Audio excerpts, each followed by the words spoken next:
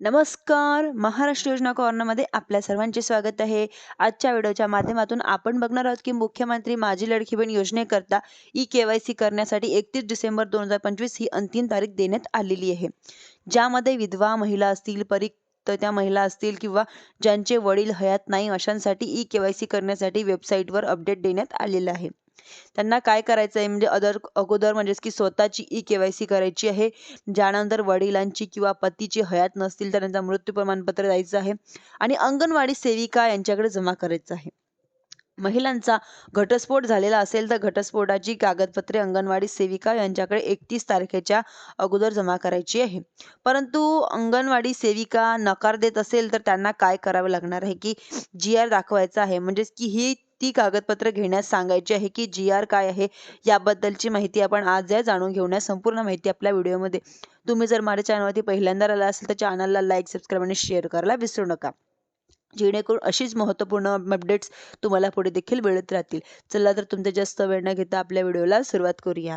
Video शेवटपर्यंत नक्की बघा. तुमचे वडील किंवा पती हयात नसतील तर त्यांच्यासाठी वेबसाईटवर या बदल करण्यात आलेला आहे. तुम्ही ठिकाणी बघणार आहोत की ई-के-वाय-सी करत असताना ऑप्शन देण्यात आलेले आहे की माझे पती किंवा हयात नाही नसून पती किंवा मृत्यू दाखवायची सत्यप्रत संबंधित जवळच्या अंगणवाडी सेविका यांच्याकडे 31 डिसेंबर 2025 पर्यंत जमा करावी लागणार आहे.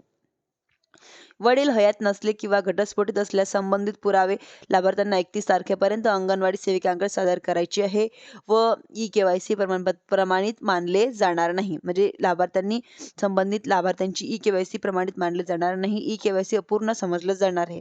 अशी नोट दिलेली असतानाही अंगणवाडी सेविका तुमची कागदपत्रे स्वीकारत नसतील तर जी-आरची प्रिंट तुम्हाला त्या ठिकाणी द्यायची आहे. मोबाईलमध्ये हा जी-आर डाउनलोड करून त्यांना दाखवायचं आहे की ही लिंक तुम्हाला डिस्क्रिप्शनमध्ये देणार आहे मी जी-आरची.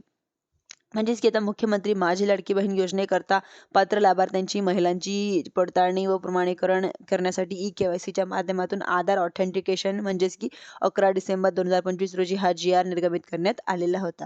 जी-आर काय आपण आता बघणार आहोत की मुख्यमंत्री माझी लाडकी बहीण योजने म्हणजे पात्र लाभार्थ्यांच्या वडील हयात नाही किंवा देखील घटस्फोटित झालेल्या किंवा महिलांनी स्वतःची के-वाय-सी करायची नंतर त्यांचे पती किंवा अथवा वडील अधिकृत मृत्यू प्रमाणपत्र, घटस्फोटी प्रमाणपत्र किंवा माननीय न्यायालयाचे आदेश अंगणवाडी सेविका यांना 31/2025 पर्यंत जमा करायचे आहे. परंतु आता म्हणजे असे करायचे असले तुम्हाला हा जर जी-आर बघायचा maharashtra.government.in या संकेतस्थळावर तुम्ही हा जी-आर बघू शकता. या वेबसाईट व पोर्टलवर ई-के-वाय-सी प्रक्रिया पूर्ण करायची आहे. म्हणजेच की तुम्ही लाडकी बहीणवरती वेबसाईटवरती ती तुमची ई-के-वाय-सी पूर्ण करू शकता. धन्यवाद.